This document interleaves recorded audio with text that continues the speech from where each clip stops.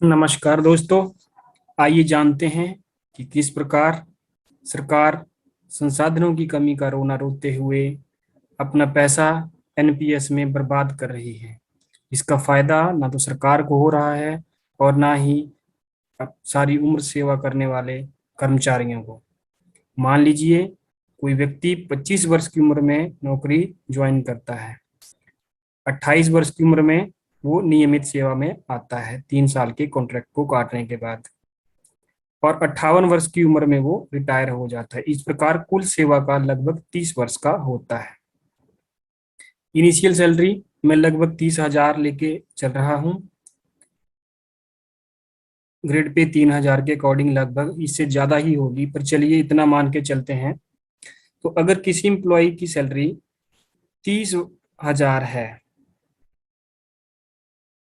Regular होने पर, उसकी उम्र जबकि वो 28 साल का है उस समय, और वो 33 साल तक 5 साल सर्विस करता है पहले सर्विस के 5 साल में, क्योंकि सरकार अपना 14% हिस्सा कंपनी को देती है आपके नाम पर आपकी पेंशन के लिए। आपकी सैलरी से भी 10% कटता है, परंतु इससे अतिरिक्त जिसकी सरकार को कोई आवश्यकता ही नहीं है, जो कि आप क्योंकि पेंशन रिटायरमेंट के बाद देनी होती है, उसके नाम पर 4,200 रुपया प्रति महीना एनएसडीएल को, पीएफआरडीए को जमा करवाया जाता है आपकी पेंशन के नाम पर। मैं औसत सैलरी की बात कर रहा हूँ। पहले 5 साल में अगर सैलरी 28 से 33 तक जाती है तो उसकी औसत लगभग 30,000 रहती है।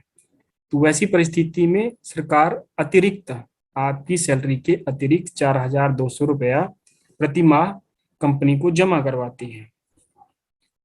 एज उस समय आपकी 28 वर्ष से 33 वर्ष है, उस समय अवधि की बात की जा रही है आपकी सेवा के लगभग 5 साल पहले।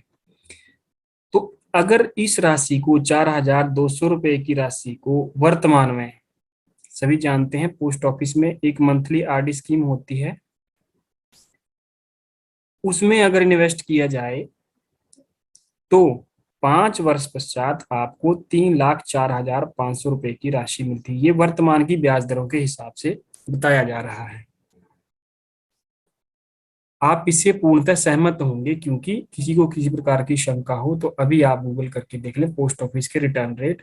आरडी 1,000 की, 2,000 की, 3,000 की, 100 की, 200 की, हर तरह के उसमें मिलेंगे। तो 5 वर्ष पश्चात का आपका रिटर्न 3,04,500 रुपए होता है। सर्विस के प्रथम 5 वर्ष में आपने आपके नाम पर जितना पैसा आपका कंट्रीब्यूशन इसमें अभी शामिल नहीं किया गया, ये वो अतिरिक्त धन है जो सरकार कंपनी को दे रही है आपकी पेंशन के नाम पर।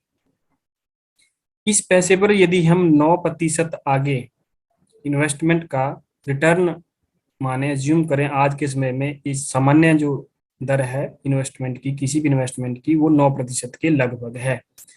तो यहाँ आप जब 33 वर्ष के थे तो आपको आपके नाम पर 3,04,500 रुपए की वैल्यू, इंट्रिंसिक वैल्यू इसको पैसे की कहा जाता है, तो इस समय अवधि में आपके 3,04,500 रुपए आपके नाम पर जो थे वो कंपनी को जा चुके हैं। फर्दर इन्वेस्टमेंट अगर इसकी की जाए तो अगले, जब आप 33 वर्ष से अगले 8 साल के लिए इसको 9% रिटर्न लेते हैं तो ये राशि 42 वर्ष, 43 वर्ष जब आपकी उम्र होती है उस समय ये राशि 6,09,000 रुपए बन जाती है 41 वर्ष की उम्र में, जो प्रथम वर्ष में आपके नाम पर राशि गई है। इसी तरह 9% और इस पर रिटर्न लिया जाए आगे तो 49 वर्ष की उम्र में ये राशि 12,18,000 हो जाती है, और 57 वर्ष की उम्र में ये राशि 24,36,000 रुपए हो जाती है। जब आप रिटायर होंगे 58 वर्ष की उम्र में तो ये राशि 9% के हिसाब से अगर इसके रिटर्न कैलकुलेट की जाए तो 26,55,000 रुपए बनती है। गौर कीजिएगा, ये सिर्फ वो राशि है जो प्रथम 5 वर्ष में आपके पेंशन के नाम पर कंपनी को जमा करवा दी गई है जब आप रिटायर होंगे 58 वर्ष की उम्र में। पहले 5 वर्ष मात्र। अभी और मजे की बात है कि अभी जो आपकी सैलरी का कंट्रीब्यूशन इसमें कटता है वो भी इसमें शामिल नहीं है, ये सिर्फ वो एक्स्ट्रा राशि है जो सरकार कंपनीज को दे रही है। आइए अब अगले 5 साल की बात करते हैं, जबकि आपकी उम्र 33 से 38 साल होगी। 33 के बाद 38 वर्ष तक जब आप सेवा काल अपना सरकार की सेवा में देंगे, अपनी सेवाएं देंगे, तो उस वर्ष, उन वर्षों में 6 से 10 साल का जो एक सेवा काल होता है, आपकी उम्र का स्पैन उस वक्त होगा 33 के बाद 38 तक। उसमें मान लीजिए आपकी सैलरी 40,000 औसतन होती है, तो प्रति माह आपके हिसाब से, आपकी सैलरी के हिसाब से 14% रेट के साथ 5600 रुपए की राशि कंपनी को जाती है, जिसका वास्तविक रिटर्न जो है वो वर्तमान में सेविंग से देखा जाए तो ये 4,06,000 रुपये बनता है, जबकि आपकी उम्र 38 साल हो जाती है। उस समय अगले 5 वर्षों का कुल 4,06,000 रुपया सरकार जो है वो कंपनी को दे देती है आपकी पेंशन के नाम पर। यही पैसा फर्दर इन्वेस्ट करते हैं, 9% का रिटर्न अगर इस पर एक्सपेक्ट करते हैं तो 58 वर्ष की उम्र में 22,92,000 हो जाता है। ये कोई हवाई कैलकुलेशन नहीं है, आप किसी भी नॉर्मल मैथमेटिशियन से कंपाउंड इंटरेस्ट का क्वेश्चन करवा लें या खुद कर लें, 8th क्लास में ऐसे क्वेश्चन है कंपाउंड इंटरेस्ट 9% का लेकर के आप 4,06,000 को 20 साल के लिए कैलकुलेट कर लें तो 22,92,000 हो जाता है। ये सिर्फ पहले 10 वर्ष की राशि आपकी 26,55,000 और 22,92,000, इसको intrinsic value of the money बोलते हैं। आसान भाषा में समझें कि मान लीजिए मैं आज आपको 1,000 रुपया देता हूं उधार, तो मैं आपसे 30 साल बाद क्या 1,000 वापस लूंगा? नहीं, उस वैल्यू का इन्वेस्टमेंट के हिसाब से, इंटरेस्ट रेट के हिसाब से जितना पैसा बढ़ता है उसके साथ जो है मूलधन के साथ उस ब्याज को वापस लिया जाता है। इस प्रकार समय के साथ जो है दिए या लिए हुए धन की वैल्यू बढ़ती जाती है। आप ये मत सोचें कि आपका 4,000 कट रहा है तो 58 साल भी उसकी वैल्यू 4,000 ही है। क्या वो चीज जो आप 4,000 में इस वक्त खरीद सकते हैं, क्या वो 30 साल बाद भी आप उसको 4,000 में खरीद पाएंगे? नहीं। इसलिए वास्तविक रूप में जो धन की जो वैल्यू है, धन की कीमत है, वो समय के साथ आगे बढ़ती है। तो ये प्रथम 10 वर्ष का हिसाब किताब जो है वो आपके सामने है। इसी प्रकार अगले 10 वर्ष में जबकि आपकी आयु 38 से 43 साल हो जाती है और आपकी सर्विस 11 से 15 साल, आपकी सेवा काल के 11वें से 15वें साल में आपकी सैलरी 50,000 रुपये प्रति महीना जो है वो एवरेज हो जाती है। वैसी स्थिति में 7,000 रुपये प्रति महीना के हिसाब से सरकार कंपनी को पैसा उपलब्ध कराती है आपकी पेंशन के नाम पर। और इस पैसे की वैल्यू जब आप 58 साल के हो जाएंगे उस समय 18,55,000 हो जाती है, सर्विस के 11 से 15 साल की उम्र में। इसी तरह 16 से 20 वर्ष की उम्र में आपकी जो एवरेज सैलरी है वो 60,000 लगाई जाती है, और जितना पैसा 8,400 रुपया 14% के हिसाब से सरकार आपके नाम पर कंपनी को देती है, उसकी वैल्यू 58 साल की उम्र तक पहुंचते पहुंचते 14,46,000 हो जाती है। किस तरह से होती है ये मैं आपको ऊपर समझा चुका हूं कि पहले 5 साल में अगर नॉर्मल आज के इंटरेस्ट रेट देखे जाएं, उसी को मद्देनजर रखते हुए ये जो आपकी राशि है 8,400 रुपये प्रति महीना, ये आपकी 14,46,000 हो जाती है जब आप रिटायर होते हैं 58 साल की उम्र में। उस समय उससे अगले 5 साल में आपकी एवरेज सैलरी 70,000 रुपया अगर लगा ली जाए तो उस समय कंट्रीब्यूशन रहेगा 9,800 रुपया, मतलब 9,800 रुपया सरकार की तरफ से आपकी सैलरी के अतिरिक्त कंपनी को जो उपलब्ध कराया जाता है। और हंसी की बात यह है कि आप और हम लोग उस पर टैक्स देते हैं, पैसा वो सरकार कंपनी को देती है और टैक्स उस पर हम देते हैं। तो इस पैसे की वैल्यू जब आप रिटायर होते हैं 58 साल की उम्र में तो 10,94,000 बनती है। इसी तरह आपकी सर्विस के अंतिम जो 5 वर्ष हैं उस समय में आपकी सैलरी का औसत 80,000 रुपये अगर लगता है तो 11,000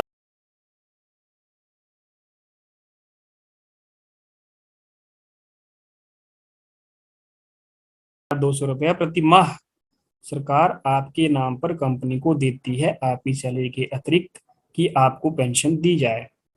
और इस पैसे की वैल्यू 5 वर्ष पश्चात जब आप रिटायर होते हैं तो 8,12,000 रुपये बनती है। तो इस तरह एक 30 वर्ष की सर्विस में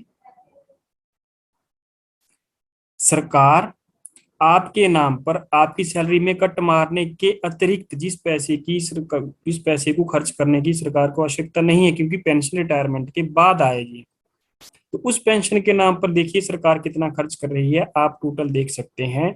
1,01,54,000 रुपया आपकी रिटायरमेंट तक सरकार कंपनी को दे चुकी होगी। आपको 50 रुपए मेडिकल भत्ता बढ़ाने के लिए संसाधन नहीं है, आपको रिटायरमेंट के बाद पेंशन देने के लिए संसाधन नहीं है, परंतु आपकी रिटायरमेंट के नाम पर, आपकी पेंशन के नाम पर, आपकी रिटायरमेंट से 30 साल पहले से ही किसी कंपनी को 1,01,54,000 रुपया देने के लिए संसाधन इनके पास हैं। तो आप देखिए सरकार कितनी मूर्ख है कि आपके पेंशन के नाम पर कंपनीज को पैसा दे रही है, आपकी कमाई जो है वो शेयर बाजार में झोंकी जा रही है, और आप 50,000 से ऊपर शेयर बाजार में निवेश नहीं कर सकते हैं एक एम्प्लॉय होते हुए।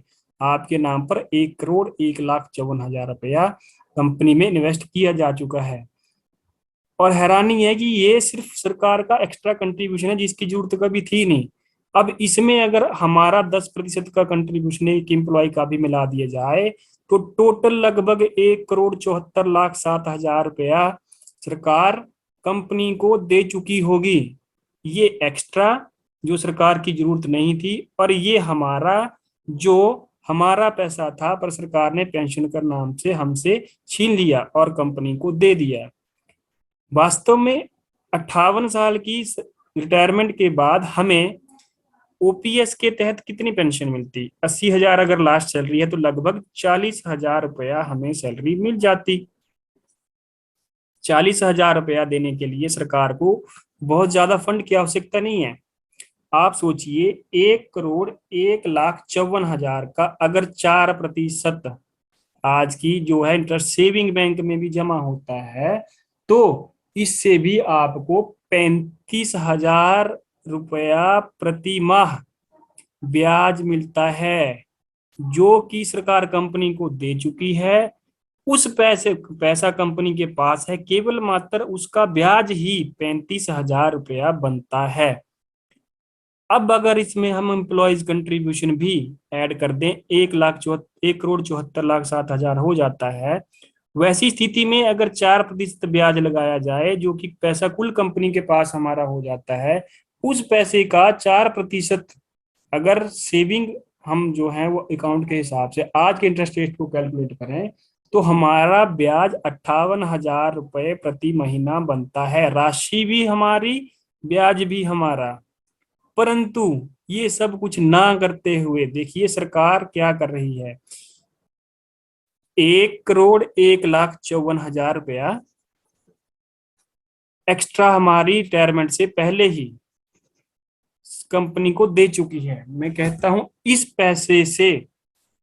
इस पैसे को खत्म करने के लिए अगर सरकार 40,000 रुपया अगर हम पर महीना अपनी पेंशन लेना शुरू करते हैं और धीरे धीरे वो अगर वो बढ़ भी जाती है, आज की एवरेज एज जो है वो लगभग एक आम एम्प्लॉय 75 साल की उम्र तक जी पाता है औसतन। मतलब वो लगभग 17 साल औसतन पेंशन खाता है। तो इस पैसों को पूरा करने के लिए आदमी को देखिए कब तक जीना पड़ेगा, अमर होना पड़ेगा। क्यों? एक महीने 40,000 रुपया ब्याज लेगा, तब तक उसकी वैल्यू उतनी ही बढ़ जाएगी। तो इस पैसे को पूरा करने के लिए ही एक अमर एम्प्लॉय को जन्म लेना होगा, और सरकार जितना पैसा कंपनी में एक्स्ट्रा झोंक चुकी है हमारी सैलरी के अतिरिक्त जिसकी कभी आवश्यकता नहीं थी, तब जाके सरकार का ये कार्य जो है वो सही सिद्ध होता है, अन्यथा नहीं।